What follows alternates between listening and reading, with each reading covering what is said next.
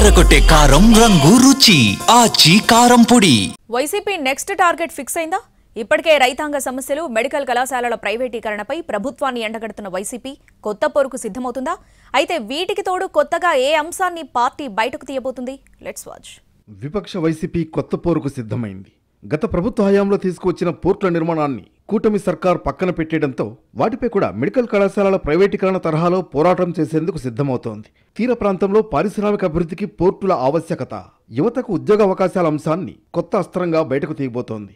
సార్వత్రిక ఎన్నికల్లో ఓటమి తర్వాత ప్రజా సమస్యలు, కూటమి ప్రభుత్వ హామీలపై దృష్టి సారించిన వైసీపీ ఎప్పటికప్పుడు ఆయా సమస్యలపై సర్కారును ఇరుకుని పెట్టే ప్రయత్నం చేస్తూ వస్తోంది. గత ప్రభుత్వ హయాంలో తాము ప్రయారిటీగా తీసుకున్న అంశాలను కూటమి ప్రభుత్వం పక్కన పెట్టేయడంతో వాటిని హైలైట్ చేస్తూ వస్తోంది వైసీపీ. గిట్టుబాటు ధరలు లేక రైతులు పడుతున్న ఇబ్బందులు, యూరియా కొరత, తుఫాను సాయం అందించడంలో ప్రభుత్వం విఫలమైందంటూ ఆందోళన బాట పట్టింది వైసీపీ. అదే తరహాలో మెడికల్ కళాశాలల ప్రైవేటీకరణ అంశంపై ఆ పార్టీ అధినేత జగన్ ప్రత్యక్ష పోరుకు సిద్ధం కావడం, కోటి సంతకాల సేకరణ వంటి కార్యక్రమాలతో కూటమి ప్రభుత్వాన్ని ఇరుకున పెట్టే ప్రయత్నం చేస్తోంది వైసీపీ. గత వైసీపీ ప్రభుత్వ హయాంలో చేపట్టిన పోర్టులు సహా ఫిషింగ్ హార్బర్ల నిర్మాణాల విషయంలో కూటమి ప్రభుత్వం నిర్లక్ష్యంగా వ్యవహరిస్తోందంటూ ఎక్స్ వేదికగా ప్రశ్నించింది. ఓ డాక్యుమెంటరీని రూపొందించి ప్రజలకు పోర్టుల ఆవశ్యకతను వివరించే ప్రయత్నం చేస్తోంది వైసీపీ.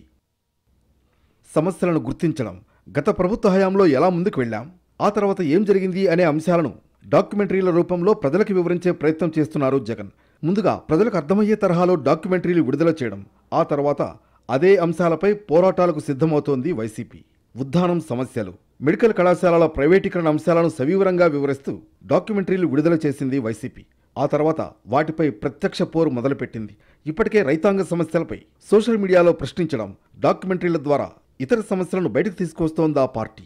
రాష్ట్ర పొడవైన తీర ప్రాంతం కేవలం భౌగోళిక సరిహద్దు మాత్రమే కాదని, పోర్టుల ద్వారా జరిగే అభివృద్ధి ఆర్థిక వృద్ధికి ఇంజన్లా పనిచేస్తుందంటూ ఎక్స్ వేదికగా పోర్టుల అభివృద్ధి విషయంపై కీలక వ్యాఖ్యలు చేశారు జగన్. గత ప్రభుత్వ హయాంలో కరోనా, ఆర్థిక సవాళ్లు, ప్రపంచవ్యాప్త ఆర్థిక మందగింపు వంటి అనేక సమస్యలు ఉన్నప్పటికీ రామాయపట్నం, మూలపేట, కాకినాడ గేట్వే, మచిలీపట్నంలో 4 కొత్త పోర్టులు, 10 ఫిషింగ్ హార్బర్ల నిర్మాణాన్ని చేపట్టామంటూ చెప్పుకొచ్చారు జగన్.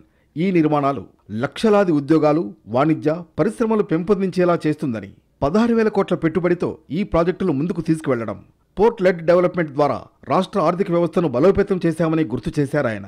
గత వైసీపీ పాలనలో పోర్టుల అభివృద్ధితో 974 కిలోమీటర్ల రాష్ట్ర తీర ప్రాంతాన్ని ఆర్థిక హబ్గా మార్చేలా చేసింది ప్రభుత్వం.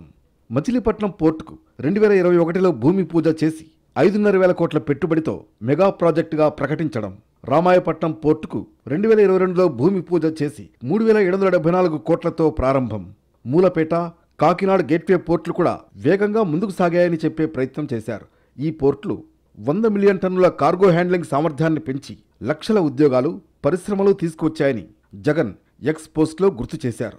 మరోవైపు వైసీపీ కార్యకర్తలు వైఎస్ఆర్సీపీ పోర్ట్స్ రెవల్యూషన్ హ్యాష్ట్యాగ్ పేరుతో తమ పాలనలో పోర్టుల కోసం చేసిన అభివృద్ధిని ప్రచారం చేస్తున్నారు.